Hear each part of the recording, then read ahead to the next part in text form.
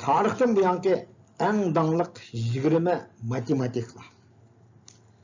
Tarixten bu yanki en ulu ve en dağlık matematikler zadı kimler?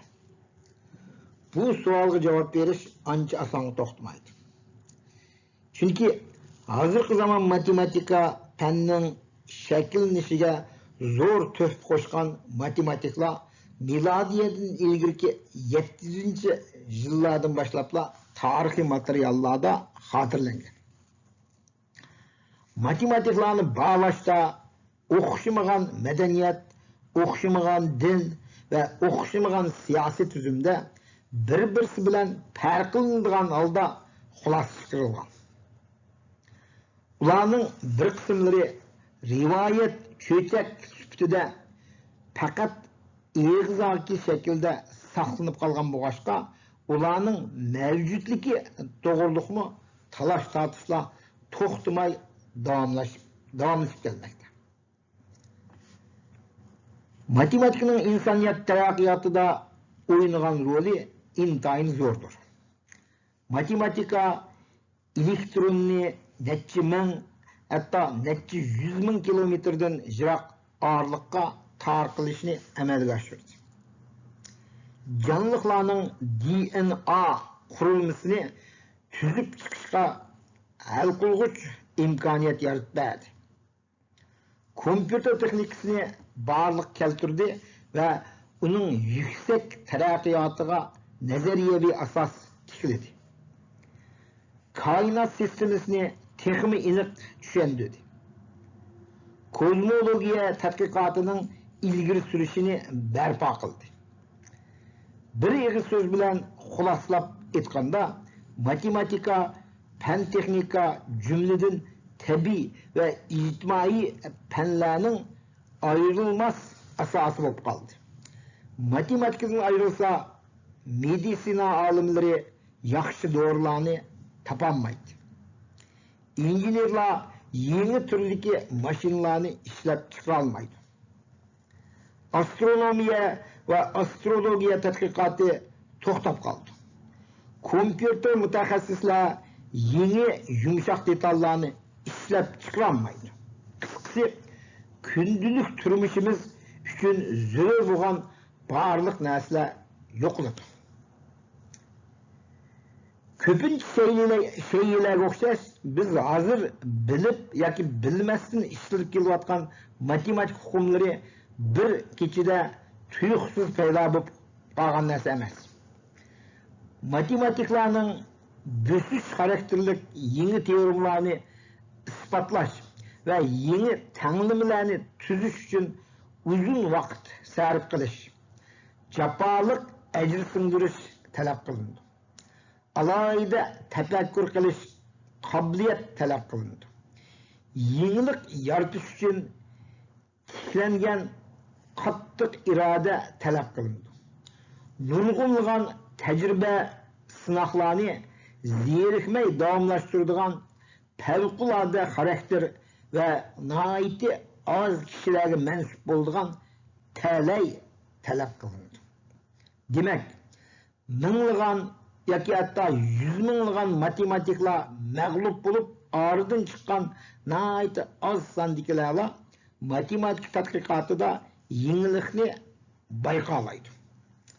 Tövende neçe ming yıldan buyon dunyoga o'rtaq tonilgan 20 nafar en büyük matematiklarni qisqacha tanishtirib o'taman.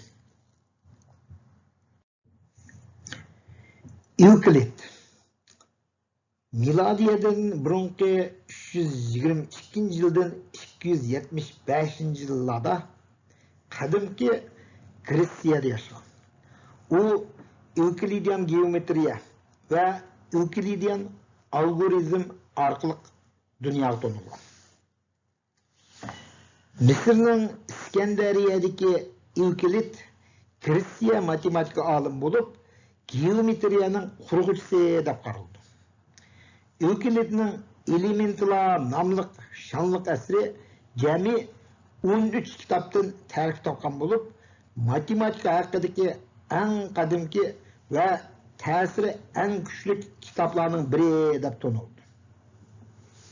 Geometriya. Hozir Evklidyan geometriyasi deb ataladi.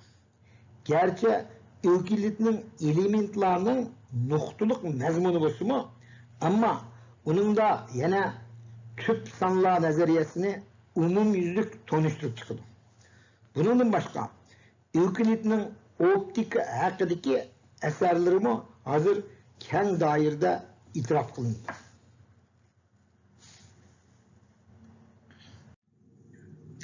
Arximedes milodiyadan burungi 287 yildan 221 yillarda qadimgi Italiyada yashagan. Uyg'urchada Arximed deb ataldi. U Arximedes prinsipi va hidrostatik nazariyasi orqali nom chiqqan. Arximedes miloddan burungi 287 yili hozirgi Italiyaning Sisiliya orolidagi Sirakuz shahrida tug'ilgan. U shu davrdagi matematika, fizika ve astronomiya fanlarida mahir. Arximedes polimat deb atiladigan ko'p fanlarda natija qozongan büyük olim edi. Biroq afsuski, uning matematikadan boshqa fanlar ustida yozgan asarlarining ko'pinchisi saqlanib qolmagan. Arximedes geometriya avangardlarining biri bo'lib, chambarning doirasi, hacmi ve yer şar yüzünün dairesini hesaplaş formüllerini tapkan. Onun pi yani 3 toşka 1,4,1,5'nin kıymetini çemberinin aylanmasının uzunluğunun diametri boğan nispeti. Belgileş usulü ta bugün kadar gumansız kubul kılınıp kilovatıdır. Şundakla çemberinin aylanmasının uzunluğunu hesaplashning birden bir usulü süpütüde neçe min yıldan beri işletilip gelmekte. Matematik sahasida en ali şerefli nam deb qaraldigan meydanla medali yani field medal Arximedesga bag'ishlangan bo'lib, medalga uning rasmi kirgizilgan. Shundaqla Arximedesning tuvandagi naqli naqshlangan. O'zingizni yuksak ko'tarib dunyoni egilang. Muhammad bin Musa al-Xorazmi milodiya 780 yıldan 850 yılları O'rta Osiyoda yaşagan. U dünya bo'yicha algebra otasi deb tanildi. Al-Xorazmi 9 asrdagi matematik bo'lib, u bizning hozirgi hisoblash usulimizning nurg'un asosli metodlarini barliqqa keltirgan. Uning eng cho'ng tuhfasi hisoblash usuli ve tanımlarını yishda muntizm sistemlik usullerini terakki kıldırıştır. Al-Xorazmining eserleri arkalık biz hazır işletiyotgan Hindu-Arab oğulluk san sistemisini Avrupa'ga tanıştırılgan. Mezkur sistema Rim rakamları yoki boshqa nolsiz sistemalarga selishtirganda her qanday cho'ng sonlar ustida qo'shish, elish, ko'paytirish ve bölüşten ibaret 4 amalni yüksek derecede osonlashtirayotgan. Al-Xorazmi yana 4x plus 8 2 tang oldu. Yoki 2'nin kvadratı minus 8 4 tang oldu. Ge o'xshash tanlimlarni yechishga qoida usullarni o'ttirib qo'ygan. Darvaqa algebra so'zi uning kitobining tanlimini yechish mavzusining bir qismidan kelgan bo'lib, hozirgi algoritm degan so'z ma'lum bir masalani bir taraf qilish uchun sistemli qabul qilinadigan bir yurish faydalarını bildirdi. Bu söz El-Xorazmi'nin isminden kelip çıkan Latince okuluşudur.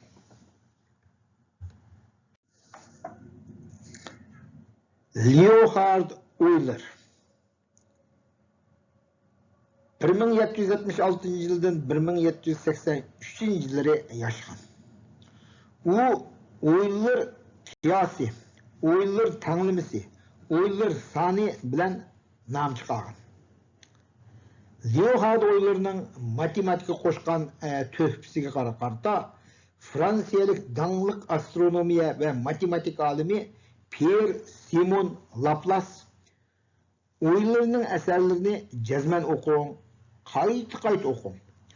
O hemmeylerinin ustazıdır dep Euler'ga çoğunkur hürmet bildirip naiti yukarı bağdayan. Hazırkı zaman matematikla Euler'ini yüksek hürmetleydi ve onu 18. asırdaki en çok tesir gösterken ve en uluk matematik dep tanıydı.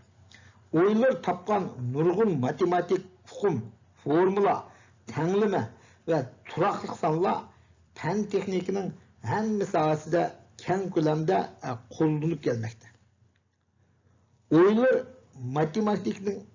matematikinin algebra, trigonometriya ve geometriya qatarlıq her qaysı asaslık sahalarga gayet zor töhf qo'shgan. Onun fizik sahasındaki suyuqluq dinamika ve Fourier qatori to'g'riliq tadqiqot natijasi raqobatsiz holda qo'llanib kelyapti.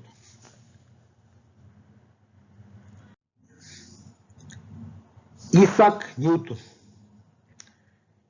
1643 yıldan 1720 yıllargacha Angliyada yaşagan.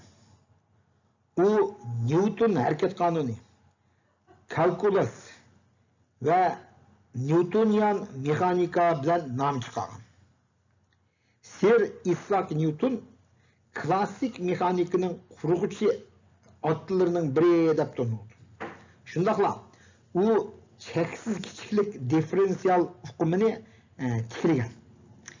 Newton'un tartış küçüsüde boğan köz karışı ta Albert Einstein'ın nisbilik nazarisi barlık gelgen kadar dünya boyunca umum yüzlük tanılgan.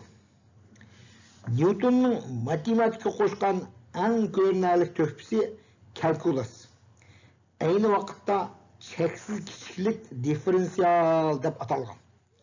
Newton onu Gottfried Wilhelm Leibniz bilen müstakil halda tapkan.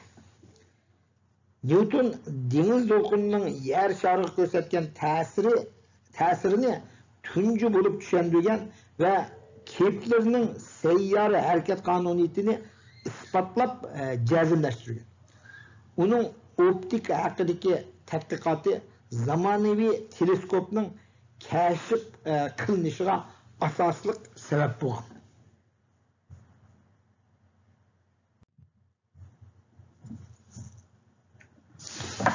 Carl Friedrich Gauss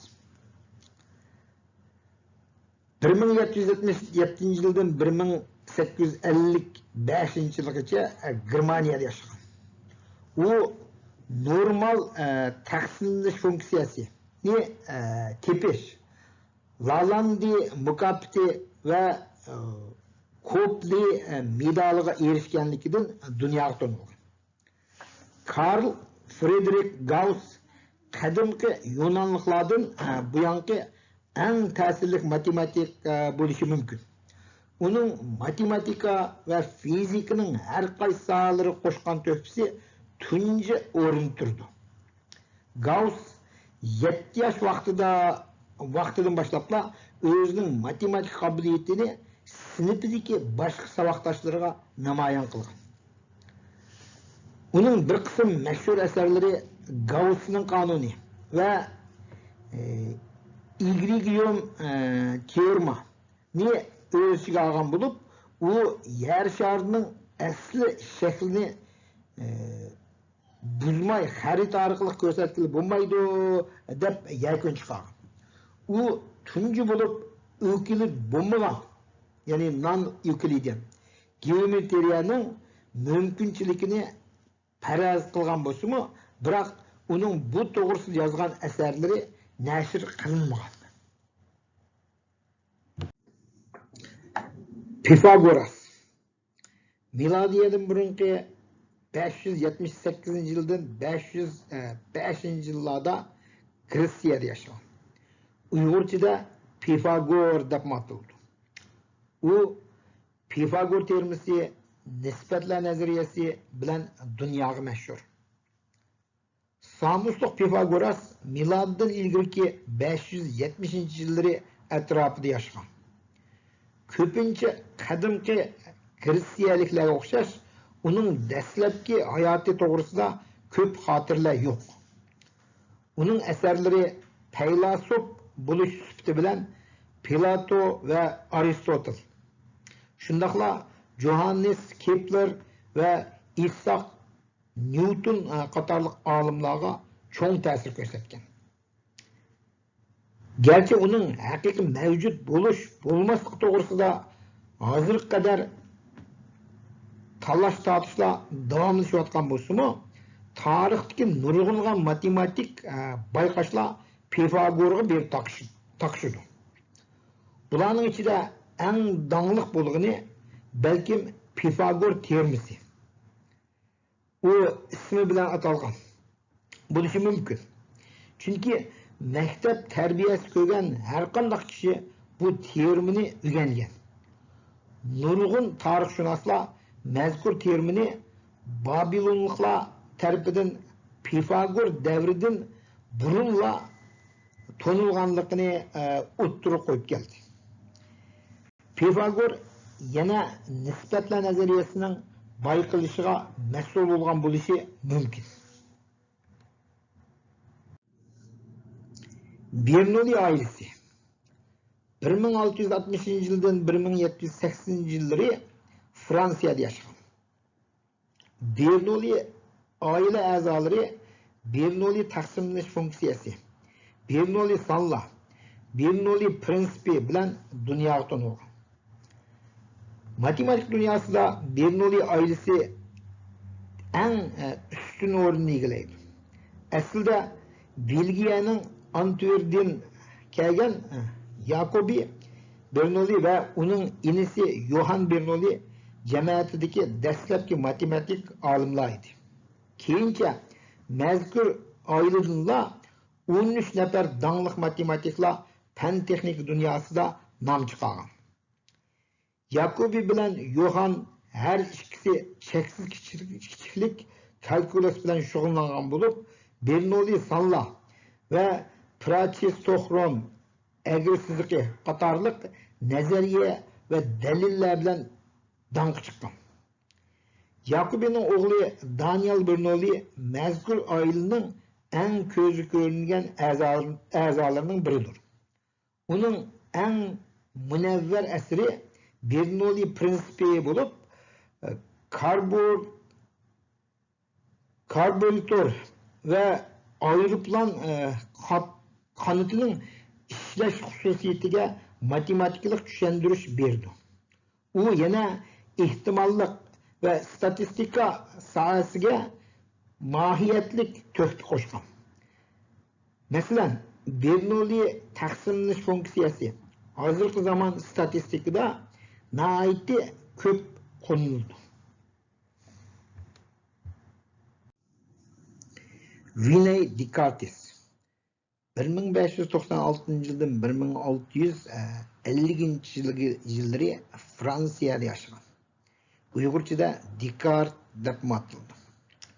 U koordinat sistemasi bilan dunyoga tanilgan. Descartes'ning matematik qo'shgan asosli to'pisi analitik geometriyani taraqqiy qildirishdi. Matematik tarixida Descartes'chi bo'lgan orliqda algebra bilan geometriya o'rtasida zo'r farq bor edi.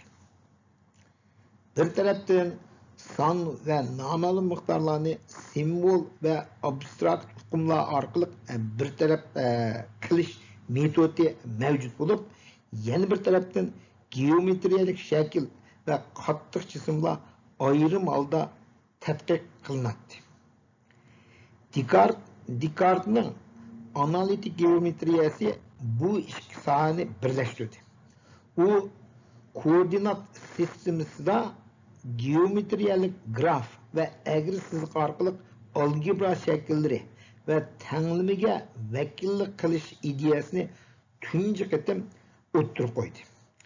Uning asosiy hukmlari to'liq o'ttir maktab matematikada hozirmi o'rgatildi. O'quvchilar y tang bo'ldi 3x plus 5 ga o'xshash tanglimini siziq qilib chizishni o'rganadi.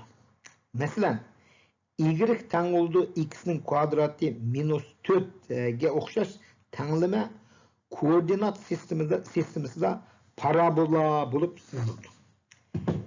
Geometriya bilan algebraning bu bir kishi hisoblashning keyingi taraqqiyotidagi muhim oldin bishorat bo'lib, zamonaviy matematikaning markazlik hukmi bo'lib, biz uni nihoyat tabiiy hukm deb qaraydigan bo'ldik.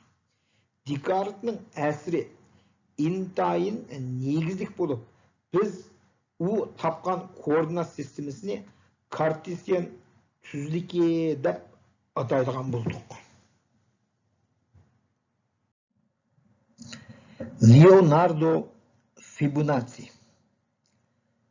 1170-yildan 1245-yillari Italiyada yashagan. U Fibonacci qatorini ratlab chiqish orqali nomi chiqqan. Fibonacci pisaliq Leonardo deb ataldi. U o'ttir asrdagi eng iqtidorli matematiklarning biridir. Fibonacci'ning matematika qo'shgan eng muhim to'pisi Liber Abaci bo'lishi mumkin. U uning shaxsiy xotira kitobi bo'lib, shu xotira orqali Hindu arab raqam sistemasi, ya'ni 0, 1, 2, 3, 4 qatorlarni Yevropaga tanishtirgan. Fibonacci qatori, ya'ni 1, 1, 2, 3, 5, 8, 13 qatorliqlarni o'ttirib qo'ygan. Bugungi kunda Fibonacci qatori kompyuter algoritm, hisoblash qoida va tartib va ma'lumot analizi sohasida ko'p ishlatildi. David Hilbert 1862-yildan 1943-yilgacha Prusiyada yashagan. U isbotlash nazariyasi, Hilbert masalasi orqali nomi chiqqan. David Hilbert tarixdagi eng ulug' matematiklarning biri bo'lishi mumkin. U o'zgarishchan algebra, o'zgarishlarni hisoblash va matematikalik fizik qatorliq asosiy nazariyalarni taraqqiy qildirishda turklik rol o'ynagan. Hilbert masalasi u 1900-yili nashr qilingan 23 matematik masalalar to'plamidir. Matematikaning o'xshamagan sohalaridagi bo'sish xarakterli tadqiqotlarga ta'sir ko'rsatdi. Bu masalalarning ba'zilari bugunga qadar texi hal qilinmadi. Hayotining oxirgi kunlarida David Hilbert o'zini fizik tadqiqotiga bag'ishlaydi. Shu mezgilda u umumiy nisbiylik nazariyasi ustida Albert Einstein bilan raqobatlashgan edi. Henry Poincaré 1854-yildan 1912-yillargacha Fransiyada yashagan. U üç cisim meselesi, chaos, yani qalaymakançılık nazariyasi, Poincaré-Hopf nazariyasi bilan nomi chiqqan. Şotlandiyalik dаңlıq matematik Erik Bell'ning so'zi qaraganda, Henry Poincaré balkim universal fanlar unvoniga erishgan eng oxirgi olim bo'lishi mumkin ekan. Chunki u ayni vaqtdagi matematikaning hamma sohalariga degudek ko'rinarli tuhfa qo'shgan. Poincare hayot vaqtida matematik fizikasi, qo'llanishchan matematika va astronomiya qatorliq sohalarda nurg'un nazariyalarni o'ttirib qo'ygan. U Einsteinning alayda nisbiylik nazariyasining barliq kelishi uchun muhim rol o'ynagan. G. F. Bernhard Riemann 1826 yildan 1866 yilgacha Germaniyada yashagan. U Riemann integral va Fourier qatori bilan tanilgan.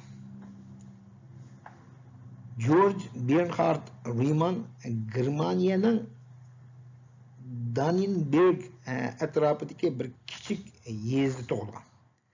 Karl Friedrich Gaussning yetakchiligida Riemann farqli geometriyani tadqiq qilib, uning qo'shimcha yoki texnik yuqori o'lchamlik nazariyasini o'ttirib qo'ygan. Uning asri hozir Riemann geometriyasi deb ataladi. Riemann Johann Gustav Dirichletning asriga uchragan. Umu Riemannning matematik hayotiga cho'ng ta'sir ko'rsatgan. Dirichlet prinsipini ishlatibla Riemann mashhur Riemann xarit nazariyasini shakllantirgan edi. Riemannning bir qism matematika tanlamalari Einsteinning keyingi umumiy nisbiylik nazariyasida qo'llangan.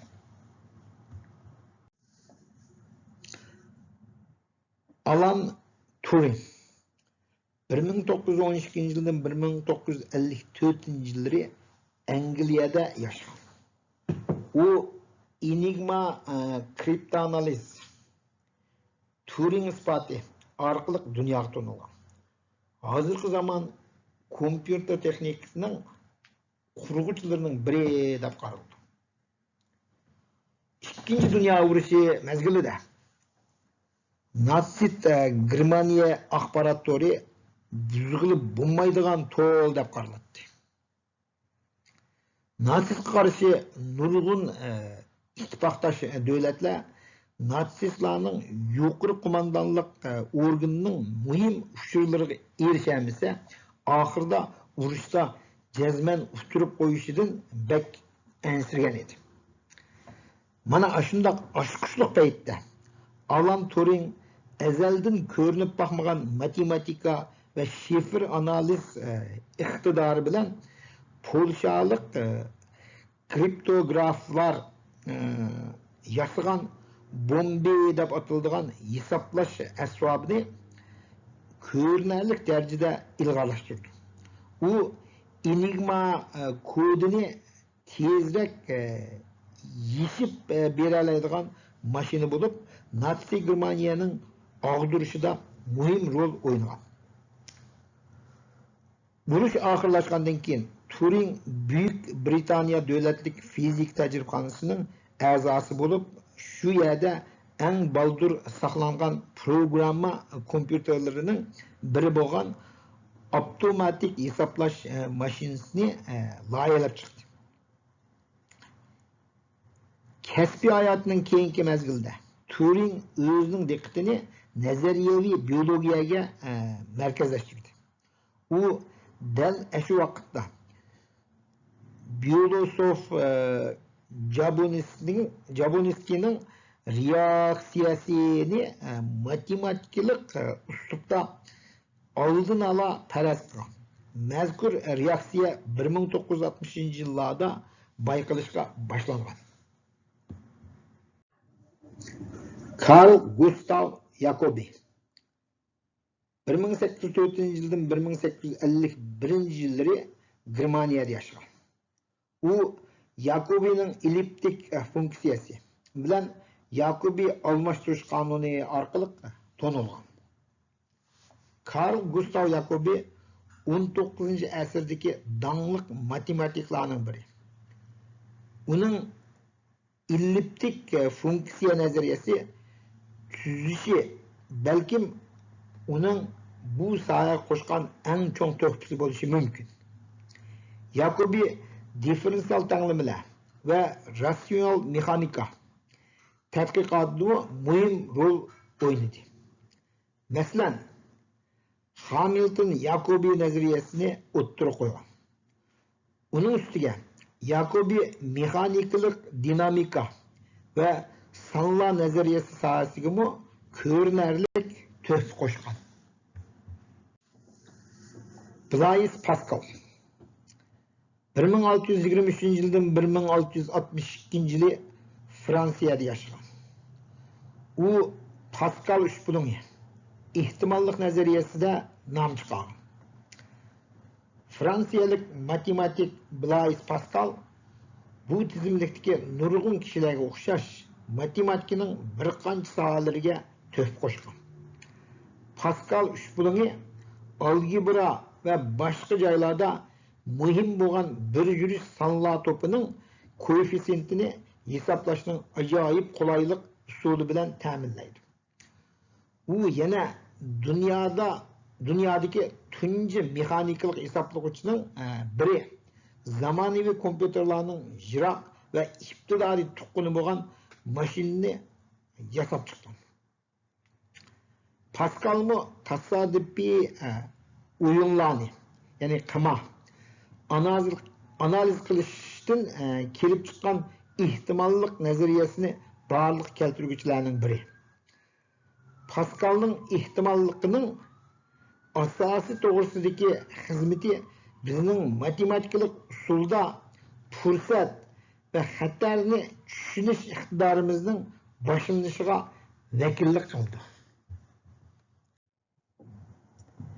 Andrew Wiles 1953 yılı Angliyada doğgan. U Wolf mukofoti ve Abel mukofotiga erishganligidan nomi chiqqan. Sir Andrew John Wiles Angliyaning matematik olimi bo'lib, Fermatning eng oxirgi teoremasini isbotlab chiqqan. Mazkur teorema 1637 yilda o'ttirib qo'yilgan bo'lib, en qiyin matematik mesele deb qaraladi. 1975 yılı John Coutes'nin yetakchiligida Andrew Wiles Iwasawa nazariyasini tadqiq qilishga boshlagan. U Amerikalik matematik Barry Mazur bilan davomlashtirdi.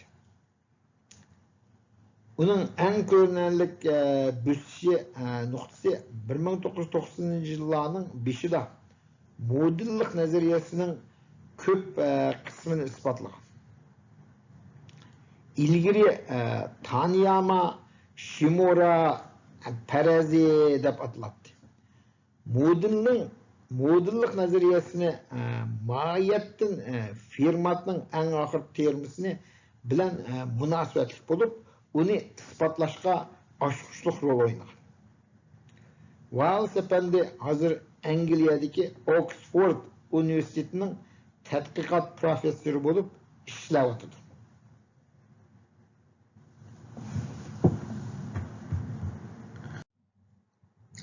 Yusuf Louis Lagrange 1736 yıldan 1813 yılları Fransiyada yaşagan. U Lagrange mexanika, samaviy mexanika ve sanlar nazariyasida nomi chiqqan. Yusuf Lagrange ulug' Leonardo o'ylarining eng ko'z ko'ringan o'quvchilarining biri edi. Lagrange matematiklik kasbini o'zgarishchan hisoblash bilan 1754 yılı başlagan. U o'yinlar Lagrange tanlamasının shakllanishini keltirib chiqqan.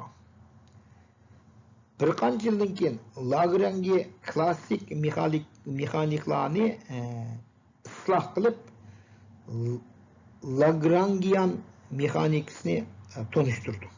Onun analitik mexanika haqidagi mashhur asri tadqiqotchilarning matematiklik fizika sohasini taraqqiy qildirishiga cho'ng rol o'ynagan. Srinivasa Ramanujan 1887 yildan 1920 yili Hindistonda yaşagan. Bu Ramanujan Peterson'ның tasavvuri, Ramanujanның ustoz nazariyasi orqali tanilgan. Srinivasa Ramanujan balkim hozirgi Hindistondan chiqqan eng ko'z ko'rinarli matematik bo'lishi mumkin. Ramanujan gerçi kambag'al oilada tug'ilib, matematikada rasmiy tarbiyalanmagan bo'lsa-mu, ammo u yosh vaqtida yuqori matematiklik bilimi bilan nurg'un kishilarni hayron qoldirgan. 16 yoshga kirganda Srinivasa o'z topgan Bernoulli sonlarni tadqiq qilishga boshlagan va Euler Mascheroni turaqliqini hisoblab chiqqan. Ramanujan 32 yosh vaqtida vafot bo'lgan bo'lsa-mu, u qisqa hayotida 4000ga yaqin o'xshamagan matematik tanlamalarni muvaffaqiyatli to'plab chiqqan. Angliyaning dongli matematik olimi G.H. Hardy Srinivasaning tuhfasiga yuqori baho berib, uni Euler va Jacobi bilan selishtirgandan keyin u xalqaroda shuhrat qozondi. Albert Einstein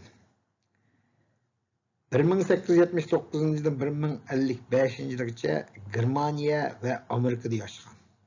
U umumiy nisbiy nazariyasi, alohida nisbiy nazariyasi va kuantum nazariyasi bilan dunyoga tanilgan. Halbuki Albert Einstein tarixdagi eng ulug' ikki fizik olimining biri bo'ldi. Yana birisi Isaac Newton. Atom nazariyasi Einsteinning 1905 yildagi maqolasi e'lon qilingandan keyin, ya'ni atom nazariyasining Brown harakati tushuntirilgandan keyin ondan kishilarning e'tirof qilishiga erishdi. Einstein 1905 yildagi yana bir parcha maqolasida I tangoldu im C'nin ikinci derecesi tanımlamasını tanıştırdı. O fizik doğrusunda kem degende 300 parça kitap ve makale e'lon qilgan. Şunu ta'kidlab o'tish kerakki, Einstein dünya tarixidagi eng buyuk matematiklar qatoriga kirgizilgan. Chunki nisbiylik nazariyasini keltirib chiqishda uning yüksek matematik kabiliyeti namoyon qilgan. Yuqorqi 20 nafar matematik olimlarni tafsiliy tanishtirish uchun bir qalin kitob yozish to'g'ri keldi.